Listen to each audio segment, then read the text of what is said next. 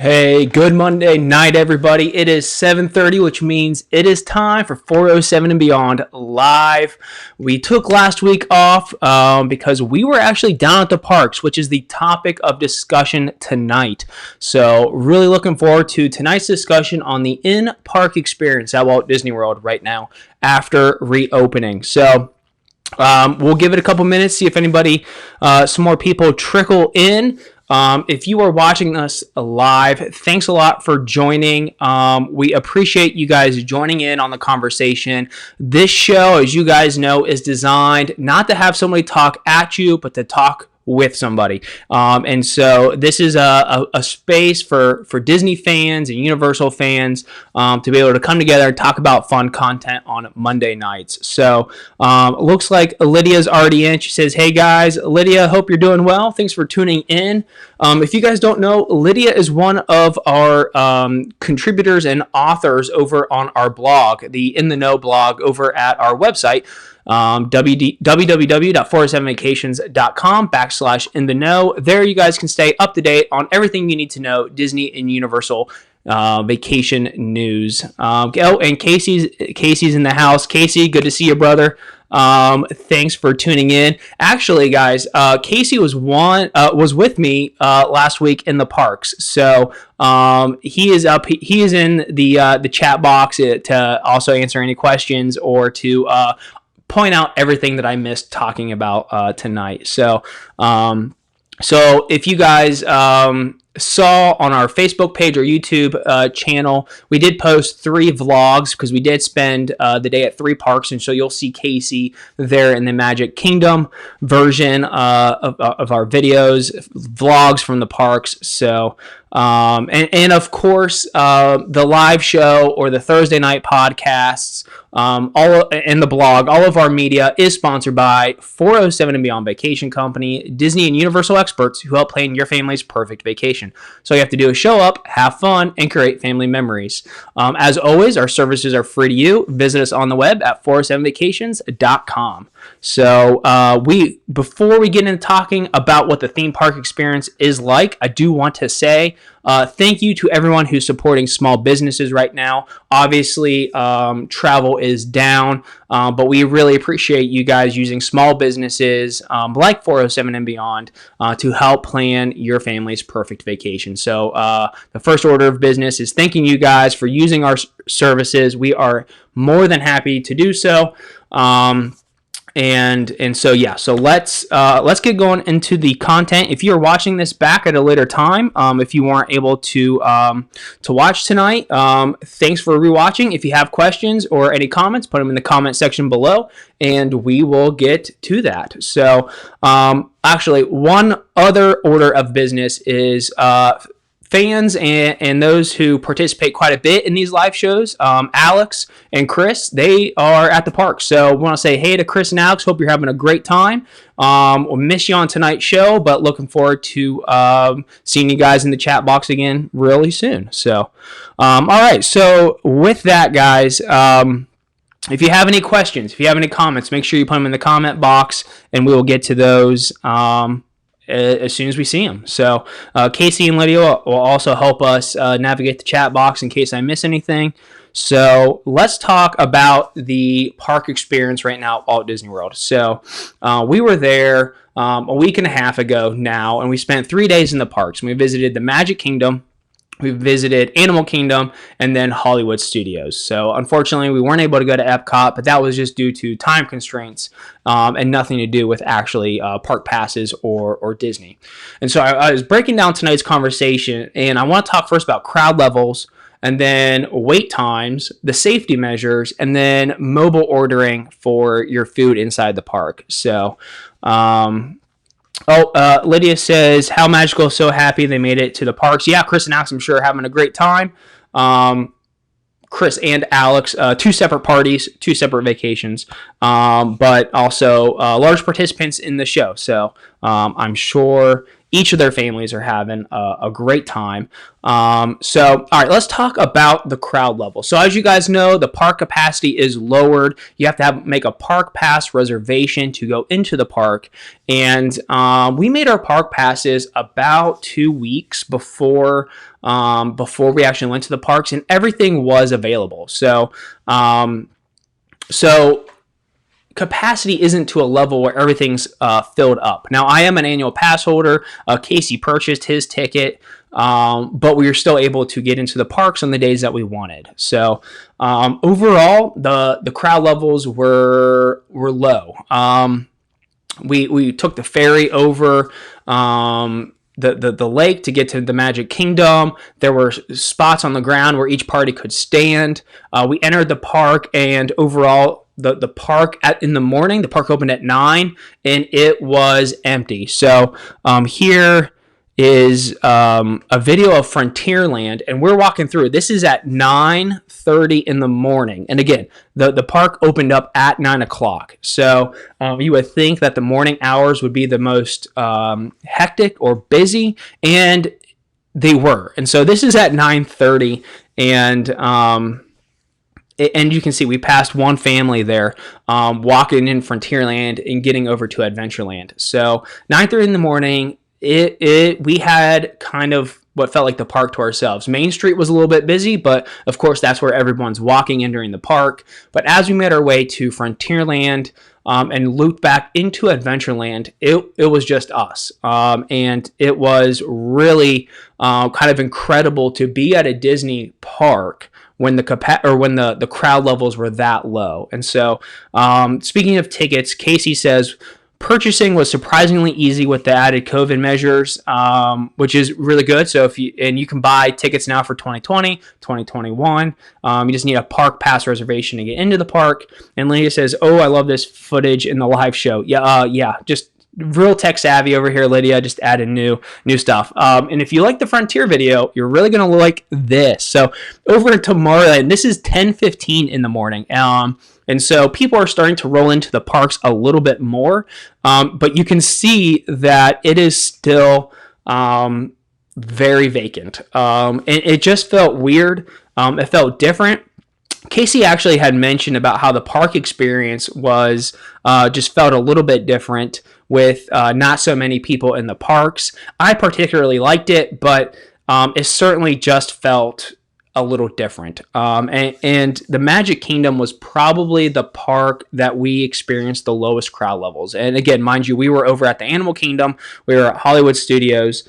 And Magic Kingdom it wasn't crowded. And I don't know if that's because the way that the lands are divided up and the hub and spoke model of the park, or what it was. But we walked around to start gauging some wait times, which I'll get to in just a minute. But we walked around, and it was just us taking footage and photos, and was really cool. So as the day progressed, more people did show up, but on the day that we were there, we did hit a storm that hit, and it rained for about 2 hours.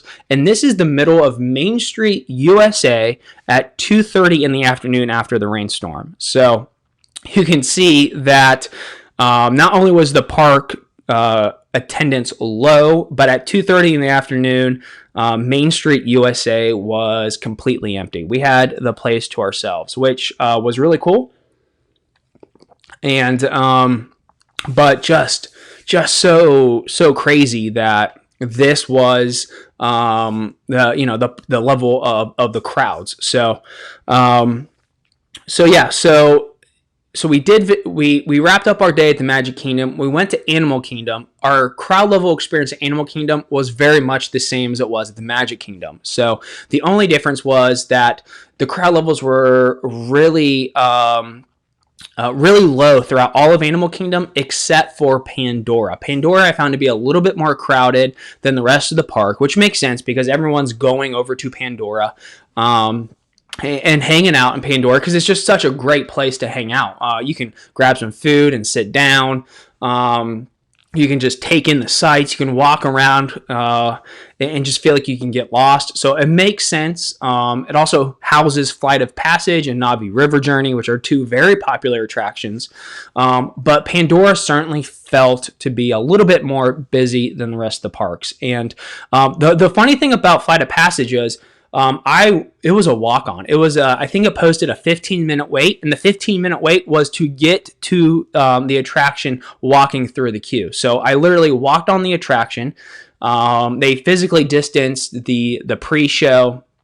So guests weren't standing near each other for the pre-show. We loaded the ride vehicles with a couple of ride vehicles in between each person or each family. And then when we got off the attraction and we're going down the backside of the attraction, the cast members were saying, "Hey, come back on. You can use the fast pass queue, go straight to the front of the line, and ride it again." So I did, but that just tells you how low the park crowds were. That not only was Flight of Passage a walk on, but they were asking guests getting off the attraction to get right back on and ride it again. So, okay. So Lily says that makes sense. Pandora is awesome. Yeah, arguably it's one of the best lands that Disney has or is in a theme park. It is comparable to Star Wars Galaxy's Edge or Diagon Alley over at Universal. So absolutely love Pandora. I spend a lot of time in Pandora except for this day. Casey says he loves Pandora. Can't wait to go back. It was great. We walked around from Pandora to Africa. Nobody. We went from Africa to Asia. Nobody. Made it all around to Dinoland USA. Again, crowds were extremely low. Every ride was a walk-on. Kilimanjaro Safari, a walk-on. Dinosaur did post a 5-minute wait, and it was more like a 10-minute wait. So in Dinosaur, we did have a queue. But again, the crowd levels were extremely low. So, and I'm just going to remind anyone who is watching us live tonight to post any comments or questions you have in the comment box. Casey and Lydia are there to help navigate that, but I will answer all the questions that come through. So, and then on our last day, on Sunday, we went to Hollywood Studios. And this is the crowd levels over at Sunset Boulevard, over by the Hollywood Tower of Terror. Now, my experience at Hollywood Studios in terms of crowd levels was significantly different than it was at the Magic Kingdom and over at Animal Kingdom. And that's because there were just more people there, or at least felt like it. And I don't know if that's a product of the way that park is designed and it's so small and it's tight. But the crowd levels did seem higher, and I found it a little bit more difficult to physically distance at Hollywood Studios. But it was still very it was still very, it was still, the crowd levels were low enough, that I could still navigate around families and other people. But that park is just so tight, that it's not as conducive to that as Magic Kingdom or as Animal Kingdom. So this is Hollywood Studios. This is the middle of the afternoon. You can see that the crowd levels look a little bit higher, and I don't know if that's more guests or just the layout of the park. So Casey says, do you know if they do that to boost numbers for the day, or is it just because they can and it's fun for the guests? What's that, Casey? Let me know what that is. Do you think that they'll pick up the capacity even with the rising COVID numbers in Florida? So my guess, and this is only a guess, it's just speculation, is that the numbers are going to stay as they are for now. And then as the COVID cases and the environment get a little bit better there, we might see that number start to gradually incline until they can reach a more robust capacity level. So overall, Magic Kingdom, Animal Kingdom, crowd levels, very low, made for a very interesting day. In one of our vlogs at the Magic Kingdom, you can hear me turn over and talk to Casey, and I say, it's really interesting that you can hear the music so well. And that's because the crowd levels were low, the crowd noise was low, and you could definitely hear all the music throughout the park. It just felt like we had it to ourselves. which I'm not saying that this is always the case. I'm not saying that other people don't have other experiences.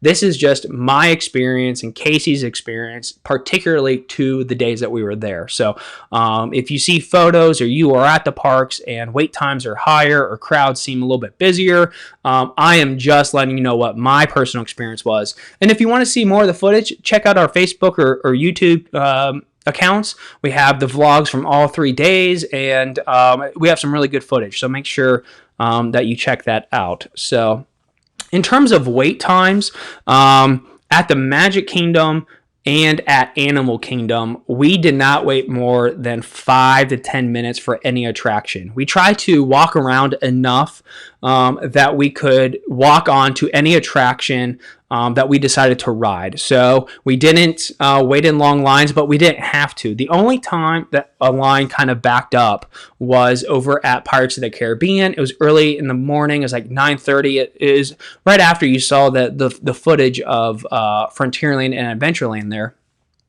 And we got in the queue, and the reason why the queue was backed up, it was posted at 15 minutes, but every 2 hours, they clean the boat. So I asked a cast member, what's the cleaning routine of the attractions? And they said every 2 hours. And they told us that at Pirates of the Caribbean and over at Flight of Passage. So my guess is every 2 hours, the ride vehicles are cleaned. And so Pirates of the Caribbean's queue was backed up a little bit.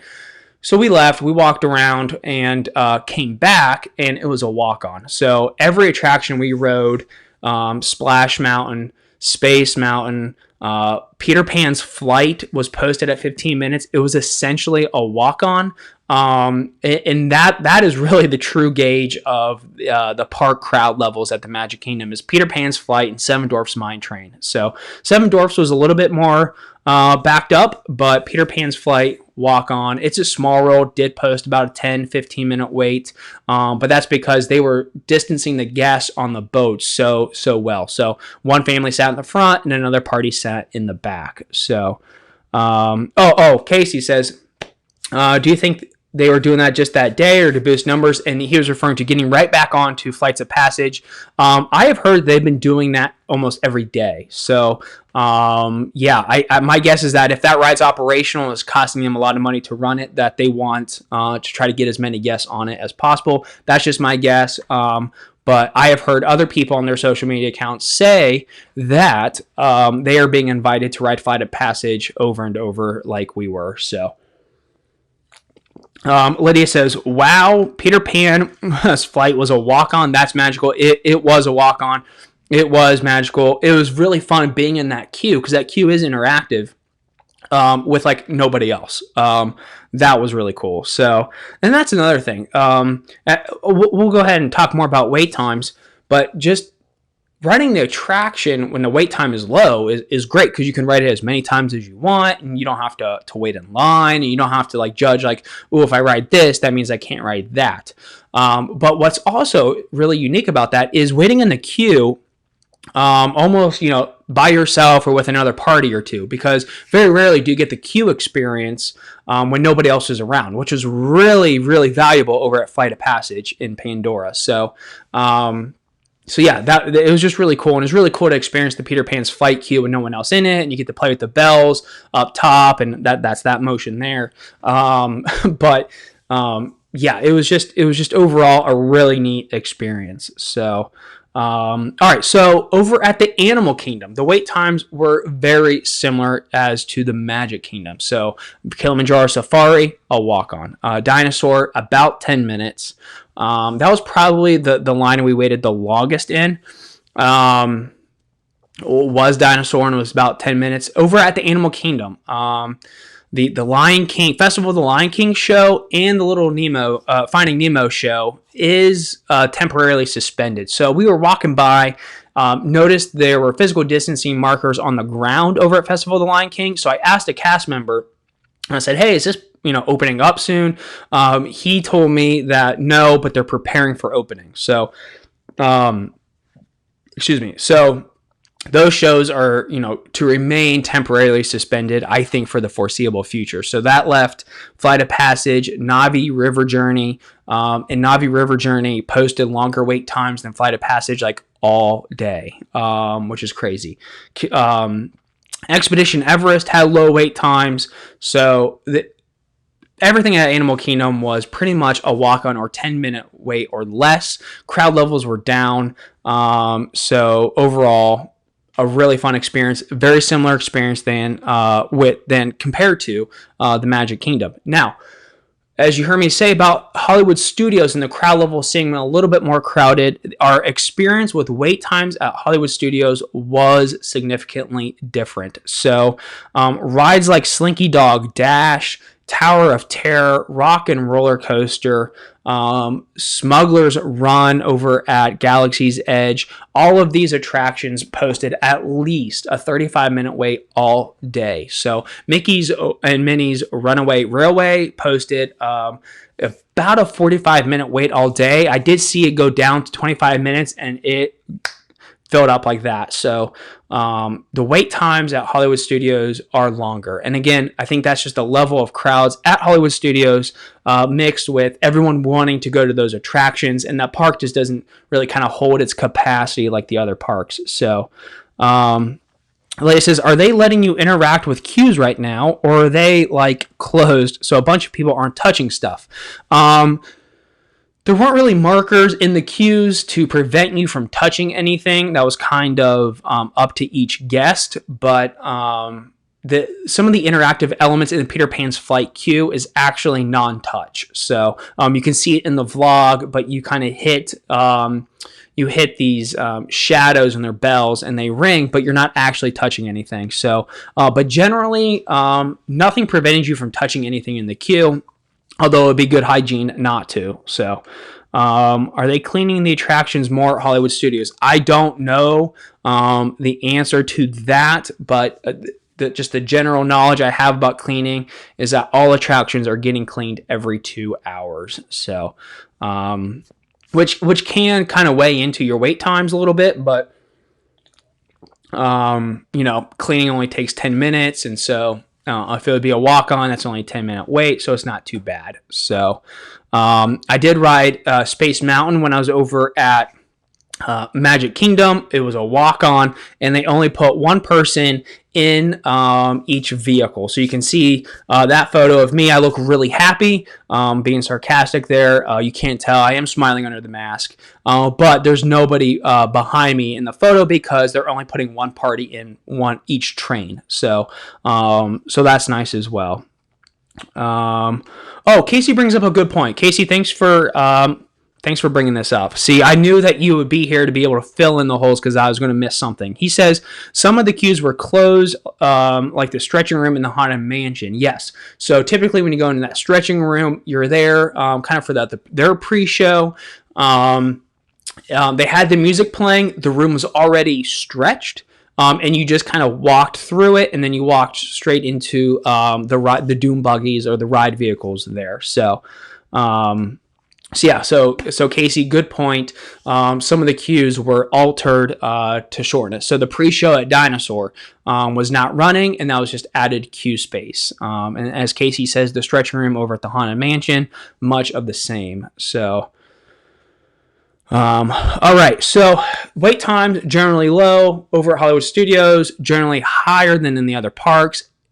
Most of the rides, 35 to 45 minutes. So before we move on to some of the safety measures that I saw in the parks, Rise of the Resistance. So Hollywood Studios opened up at 10 a.m. and at 10 and at 2 in the afternoon, boarding passes were released for guests to ride Rise of the Resistance. So I did not get one at 10. I did not try to get one, so I don't know how difficult it was to obtain a boarding pass. But at 2 o'clock, I logged into My Disney Experience.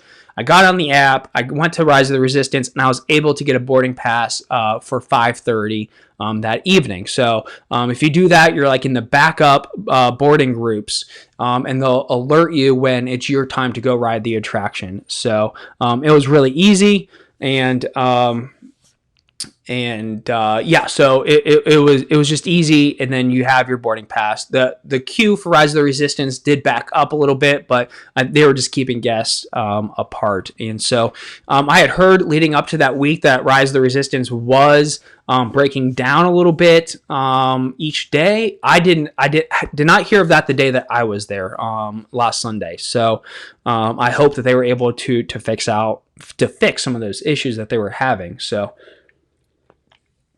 And Casey asked, are the caves and Flight of Passage closed? They weren't. The caves were open, and it was just a walk-on. They did chain off, I guess, a little bit of the switchback in the caves. So part of the caves were blocked off, but they open that up when they really need the extra capacity. So that's true, Casey. All right, so let's talk about the safety measures that I saw. So first, over in the Magic Kingdom, Tomorrowland Terrace was used as a relaxation station, which means that you can go to these relaxation stations, designated areas of the park that are roped off, where you can take off your mask and just get a breather, have a drink, or do whatever, but you don't have to wear your mask in these areas. And you'll see over here, that there are tables and chairs, and on top of each table, it says you can sit here, you can't sit here. That way, guests in the relaxation station are physically distanced. At the Magic Kingdom, I did not really see anybody utilize the relaxation station at Tomorrowland Terrace. Again, though, it seemed like crowd levels were low that day, and it was raining, so wasn't particularly hot to wear the mask. Different story over at Animal Kingdom, over at Pete Safari. There, as you are about to enter Pandora, that is also a relaxation station, and I did see folks there throughout the day. So you can go there and take off your mask and just relax. Lydia says, "Oh, that's nice. Do you have a time limit?" That you can sit there. You can sit there as long as you want with your mask off. And while we're talking about masks and these relaxation stations, the new policy is masks cannot have a valve or holes. They must be worn at all times.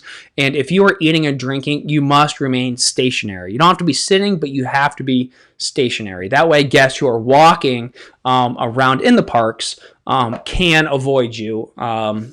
Because a lot of guests were using eating and drinking as an excuse to wear the mask off the face. And so Disney said, if you're eating or drinking, you can take off your mask, but you must remain stationary, which I will say, we can move over to the safety measures that we saw, but Casey and I both were impressed with the guest compliance with mask wearing. Throughout the 3 days that we were at the parks, I only saw 2 instances of kids not wearing their mask, but Disney was on them to put them back on. So guest compliance with the mask was very high. I was very appreciative of that and impressed. So kudos to the guests that were there that day. So we have the relaxation stations. One thing that they're doing with the trash cans, which I'm kind of wishing that they carry on after all of this, is that they're already propped open. That way guests don't have to use their hands to drop trash into the trash can, which is pretty nice because I usually hate doing that anyways. And now when it's a time where I'm trying not to touch anything, this was kind of a nice, probably unappreciated thing that Disney was doing, although I appreciate it a lot. Moving that trash can up, that way I didn't have to touch anything. And I appreciate it. I hope that's a measure that continue into the future. But and then you can see on the trash can, almost every trash can we saw had these safety signs. So it was either wear your mask, stay 6 feet apart. So there were constant reminders as we went around the park, particularly though on trash cans. So Casey says, keep it up, Disney fans. Yes, keep it up. The better we have compliance with the health standards and guidelines, the faster people can get better and the faster that Disney parks can up the capacity and more fans and guests can enjoy their vacations. So totally agree. Lydia was at Disney Springs the other day. She says she saw people walking around telling people to put masks on. So cast members are telling people to put their masks on, and they used like a stick with the bottom half of Mickey's face to show guests what needs to be covered. Oh, I definitely have seen those. Lydia, if you have a photo of that, send it our way, and we'll post it in the comment section below. But yeah, I have seen them like put on that like paper mask to that makes it look like a mask to remind guests to have it on and to wear it and what it should cover. So that's pretty cool. We did not see that in the parks. Oh, and Casey says, yeah, I don't remember seeing that in the parks, but I'm sure they're going to adopt it. Excuse me. Yeah, I know cast members, I think, are trained to tell guests to put on their masks. Sometimes that can lead to a weird situation between cast member and guest. So having designated cast members walking around telling guests to put their masks on or to remind them to keep it on, I think is an added bonus. So one thing that you'll also see, particularly at the entrance of the parks and in the parks, are these A-frame signs, and they all say, it must have a face covering and it must be on. You do get your temperature checked at the front gate of every park. So, and I believe that's true for Disney Springs as well. Lydia, Casey, put it in the comments if you guys had your temperature taken at Disney Springs. But it must be 100.4 degrees or lower to enter the parks. If you do have a temperature that's higher than that, you are taken to a different location. Your temperature is taken again. And then if your temperature is still too high, above 100.4, you and everybody in your party cannot enter the parks. So I didn't see that happen to anybody. It is very quick. They kind of point this laser mechanism at your forehead. It literally took 2 seconds. It read the temperature, and we were walking straight through into security. So, but definitely these A-frame signs are throughout the park, but particularly at the entrances to remind guests, wear your masks because you have to. You have to have your temperature screen to get into the park and to remain physically distanced between you and other guests. So, oh, lady says, I wish I had a pic. It was so cute. All right, next time, we'll get a pic of that, and maybe we'll see it in the park, like Casey suggests. That's a real possibility. So. The other thing I want to talk about tonight about the experience in the parks is the mobile ordering. So not all of the table service restaurants are open. In fact, at the Magic Kingdom, places like Crystal Palace, Cinderella's Royal Table were all closed. Places that were open were Skipper Canteen, the Plaza, Be Our Guest Restaurant. So Lydia says, next time. Sounds good, Lydia. And so if you wanted to go to a quick service, you have 3 locations: Pinocchio's Village House, Cosmic Rays, and Pecos Bills. And you can't just go in and order your food. You actually have to use the My Disney Experience app and order your food, which they call mobile ordering. And it is incredibly easy. You just tell My Disney Experience what park you're in, but if your location settings are on, it already pops up, or it already knows from your ticket and your park pass. It gave the 3 options: Cosmic Rays, Pecos Bills, or Pinocchio's Village House.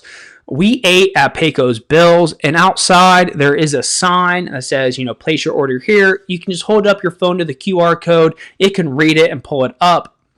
You can look at the menu. They do have limited menus. But overall, this is an incredibly easy process. You order your food.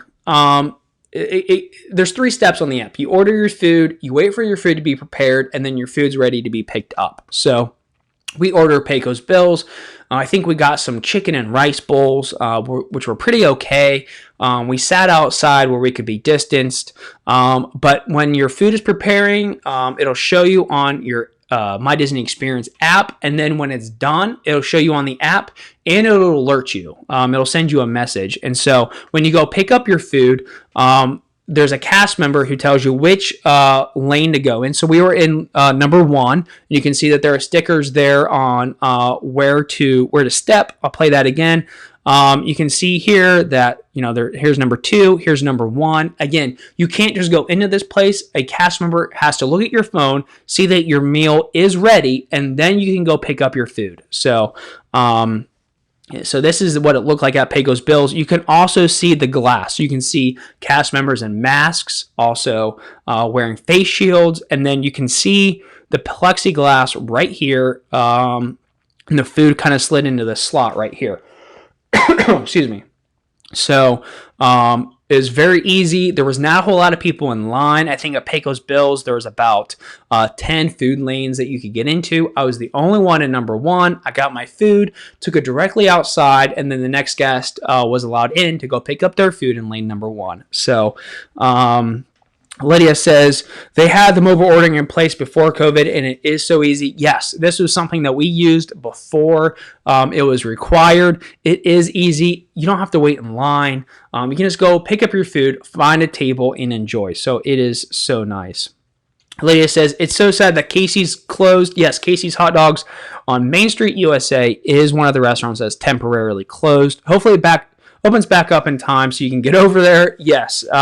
We have a photo of Casey posing with Casey outside of Casey's Hot Dogs. We'll post that in the comment section below. But Casey was disappointed that Casey's Hot Dogs was closed. So we did mobile ordering at the Magic Kingdom. We did not at the Animal Kingdom. Packed a lunch for the Animal Kingdom. And then over at Hollywood Studios, I did get a Ronto wrap over at Star Wars Galaxy's Edge. Mobile ordered, found seating. Star Wars Galaxy's Edge and Toy Story Land were both more crowded than other parts of the park. I'm not sure if I said that in the crowd level section of tonight's show. Excuse me. But those two lands were much more crowded than the rest of the park. Kind of like Pandora over at Animal Kingdom. So, Caseyception. Yeah. Casey and I are big fans of the movie Inception. I think that's what Casey's playing off of, which, Casey, if you are, that's really funny. So got around to wrap in Galaxy's Edge. It was busy. I did have to go find a spot where I could sit by myself, away from the crowds, which is a little bit more difficult there than it was over at the Magic Kingdom. But overall, we had a good experience. Excuse me. We did not stay on property. We were able to drive. Parking was easy. They parked the cars every other row in the parking lot. And so that was incredibly easy. All the cast members had their masks on. Just overall, it was a good experience. We saw compliance with the guidelines to be very high. And it was just overall a very positive experience. It was a little bit of work, trying to always be physically distanced, always to put on hand sanitizer and wash your hands. And that's another thing. I don't have photos for tonight, but they had hand sanitizer at the beginning of every attraction and at the end of every attraction. And then they had the hand washing stations scattered throughout the parks, so you could wash your hands outside too. So I used hand sanitizer at the beginning and at the end of every attraction. I had it in the backpack that I could always put it on, regularly, which I was. And then I got in the habit of going and finding a restroom and washing my hands every 30 minutes. So that was my tactic. That's what felt good to me, and that's what I did. So if you're looking for more content and definitely a lot more video on what the parks are like, we do have vlogs from each of our days at the park, Magic Kingdom, Animal Kingdom, and Hollywood Studios. You can find that on our Facebook page, which will take you over to our YouTube channel. Excuse me, getting choked up about these vlogs. It's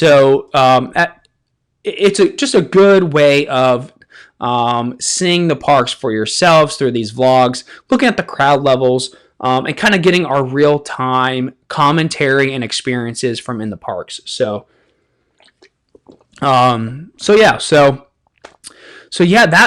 was our experience at the parks last week. We also have articles on our blog, so make sure you check us out over at www.407vacations.com. Click on the In the Know tab in our menu. That'll take you to our blog. There you can check out everything Disney and Universal Vacation news related. We do have articles up there about the park experience, about wait times at the parks.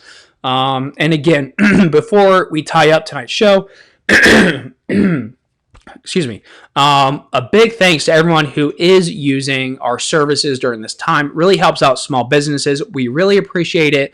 We are hiring new agents, and to be able to have vacations to book for clients, really excites us, really has us happy. And so we appreciate you supporting small business at this time. So guys, that's it. That's the live show on the experience within the parks. We will go out again live next Monday night at 7:30. There will be an event created on Facebook, so make sure you check us out.